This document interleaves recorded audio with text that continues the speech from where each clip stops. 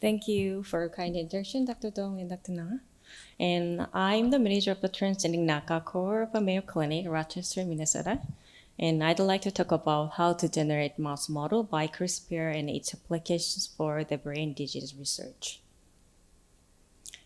First of all, but briefly introduce about genetically engineered mouse models. There are 5 different types of mouse models we can generate. Depends on how you want to express the level of your gene of interest. As you know that wild types are set as 100% of gene expression, and heterozygous and homozygous are express 50% and 0% of the wild type gene expression respectively. Hypermorphic mice have reduced gene expression compared to wild-type mice. Investigators generate the hypermorphic mice because the gene of interest is embryonic or neonatal level or for other regions. We can also generate point mutation strains, which are single or double base changes in their gene of interest. Point mutations are useful for creating models that mimic clinically investigated point mutations of gene that cause disease in patients. They are normally express their gene at 100%, but those mutations cause the disease in patient. They are normally express their gene at 100%, but these mutations cause disease. Another model is the transgenic mouse, which overexpress the gene in their either targeted or non-targeted region of the genome. Why we want to mutate these poor creatures? Because there are several good points for the research. They are biologically similar to humans and develop similar disease due to similar mutations. And it is to allow the phenotypic characterizations such as anatomy, physiology, and behavior. Moreover, they have many offsprings with a short periods and relatively short lifespan. 对呀 There's no slides. Oh, I'm sorry. Yeah, you should have. I thought it's Yeah. going. I'm sorry.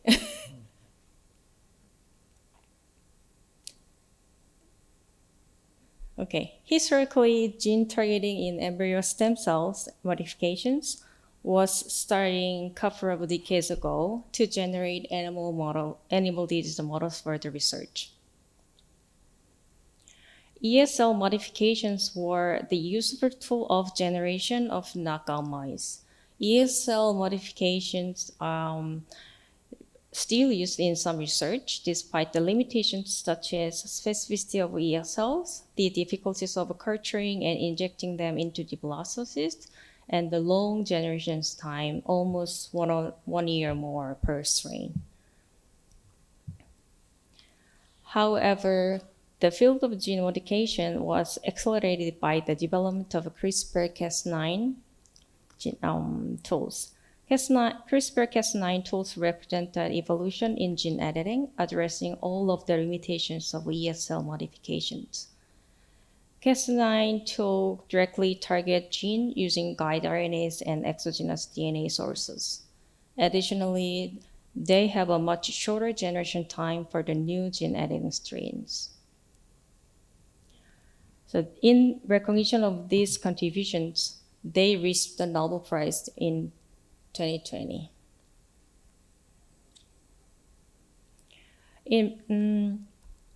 CRISPR-Cas9 is a simple, fast, and powerful gene editing tool that can be used to make a wide variety of gene edits, including double mutations, point mutations, reporter insertions, conditional knockouts, strains, large deletions, and some more. We are generating hypermorphic mice. I'd like to introduce a short about the hypermorphic mice, and this is a useful tool for disease model. One way to generate hypermorphic mice is to use cryptic splicing with the neocassette. For hypermorphic alleles, the neogene must be oriented in the opposite direction of the endogenous gene. Otherwise, the polyadenylation signal of the neogene will be used and functionally null gene will be created. During splicing, the cryptic exon may be included in or spliced out of the final mRNA product. In mice, it seems that splicing into the cryptic exons occur preferentially. The neogene introduces stop codons in all three reading frames, so the protein is translated from the transcript will be prematurely truncated. The overall effect of the neo insertion is to substantially reduce the protein levels. This decrease may be vary from gene to gene, but appears to be constant between independently targeted ES clone, typically result in the production of 5 to 25% of normal protein. The variety between these models could result from different in-regulation of a protein at the post-translational level. As I mentioned earlier, the hypermorphic mice is a gene with a reduced function, but not completely loss of function. This can be due to reduced expression of the gene or reduced activity of the gene product.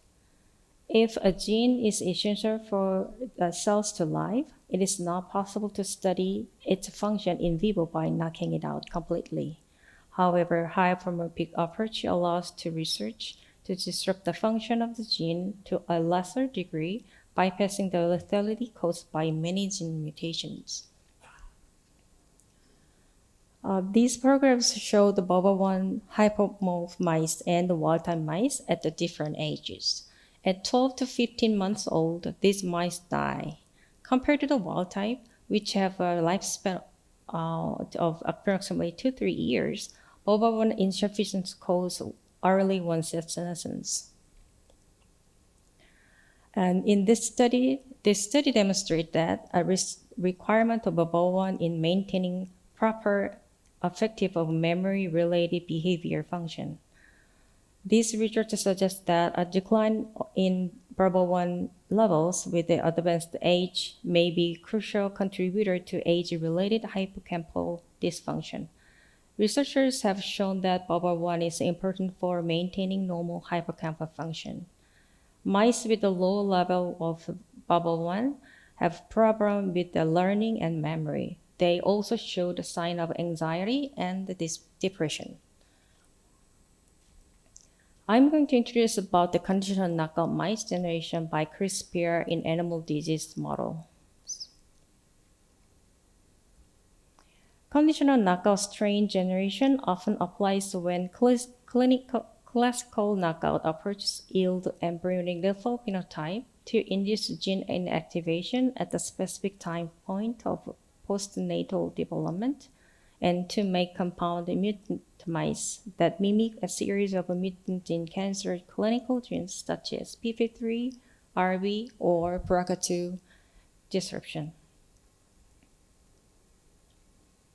As you know that conditional knockout animals allele requires two sites for recombination in the same orientation. And also tissue-specific restraint is necessary, which utilize the recombinase for the target sequences by Cre and induce to excise target exons. In similar concept with FRT sites, it has target sequence for flip recombinase. Investigators used conditional LPAR1 mice, and after Cre recombination, LPAR1 heterozygous was produced. In the first swim test, a test of this pair-like behavior, LPAR1 heterozygous mice treated with amitriptyline in drinking water for 14 days showed no significant decrease in the immobility time compared to the wild type. The researchers' finding used this animal model for investigating pathways. Their pathway analysis indicate that long-term treatment with the OMPT-activated LPAR1 downstream signaling Rho and MAPK, while LPA suppressed LPAR1 signaling. CRISPR is a powerful tool for generating conditional knockout mice and tissue-specific Cre mice in the relatively short and fast manner. This makes it a valuable tool for researchers who are studying gene function and disease development. Next, an interest about the knock-in models. Among them, point mutations are useful for creating models that mimic clinically investigated point mutations which cause disease in patients. One group researched the fluoxetine binding pocket at the dimeric interface of the TRKB transmembrane helix. A representative snapshot showing the fluoxetine in crevice between the TRKB monomers. Binding to TRKB mediate the effect of antidepressant. Fluoxetine and RRHNK fail to permit a shift in ocular dominance in TRPK point mutation mice. The effect of fluoxetine and RRHNK on the shift to ocular dominance was lost in TRKB point mutation mice, indicating that this plasticity, including effects of ADs, may be mediated by their direct binding to TRKB. This data demonstrates that the behavior effects are produced by different ADs were lost in TRKB. Point mutation mice consistently with the AD binding to TRKB.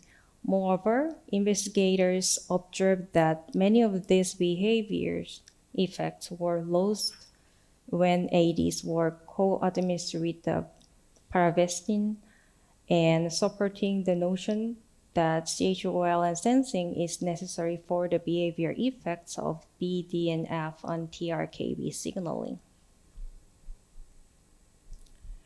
Another mouse model animal disease research is that we call transgenic mice. The four elements of classical transgenic mice are a promoter sequence, which drives the expression of the gene, and the coding sequence of the gene to be expressed, which encoded the protein of interest. Splice donor and acceptor sequences flanking in an intron, which ensure that the mRNA transcript is spliced correctly. Termination and polyadenylation sequences, which ensure that the mRNA transcript is stable and can be translated into protein. These sequences can come from another gene, such as a beta-globin gene or the SV40 antigen gene. Another classical transgenic mouse generation DNA about the classical transgenic mouse generation. DNA fragment of the gene of interest is injected into the zygote and then check their expression level, phenotypic analysis of the transgenic strain, and confirm the phenotype is not due to gene inactivation. In the Mayo Clinic, we have some tool for the generating CRISPR-mediated targeted transgenic mice. Insertion in safe harbor such as the ROSA26 or collagen locus to ensure consistent transgenic overexpression. CRISPR-mediated targeted transgenesis is a powerful tool for generating transgenic model with a precise and efficient integration of the transgenes into the genome. Safe harbors such as the ROSA26 and collagen loci are genomic regions that are known to support transgene expression without disrupting the gene of nearby function of nearby genes. This is the example of the OCT4 RTTA inserted transgenic mice and induced by DOX treatment. As you can see here, without DOX treatment, there's no any OCT4 expression, and after treatment, most of the tissues OCT4 were expressed. When incontact mice are treated with AP, and the FKBP protein binds to AP, and then recruit the caspase 8 to the pro-apoptotic complex. And this lead to the activation of caspase 8, as animation is too fast, caspase 8 and the induction of the apoptosis in senescence cells. These incotech mice are useful for studying senescence because they allow researchers to selectively eliminate a senescence cell from the body. This can be done by treating mice with the AP, either systemically and locally.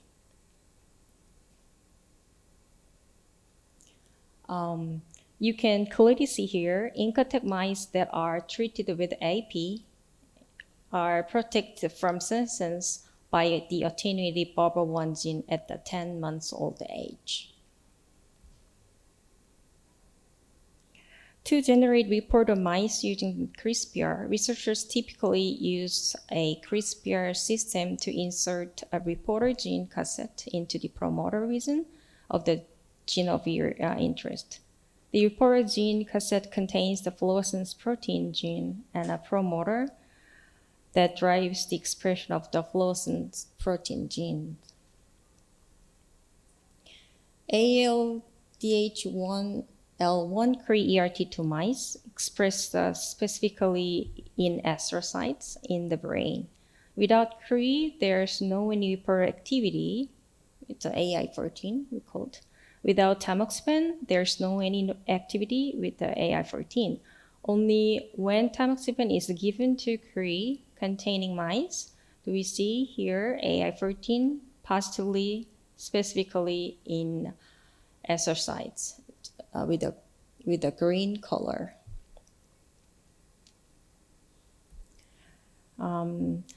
This process is called CRISPR-mediated targeted transgenesis. This tool can be used to study a wide variety of disease models in preclinical trials. In vivo validations or testing in living organisms is necessary to identify therapeutic targets for the brain disease and other diseases. CRISPR method can be used to accelerate the testing of preclinical studies and to elucidate their underlying mechanisms.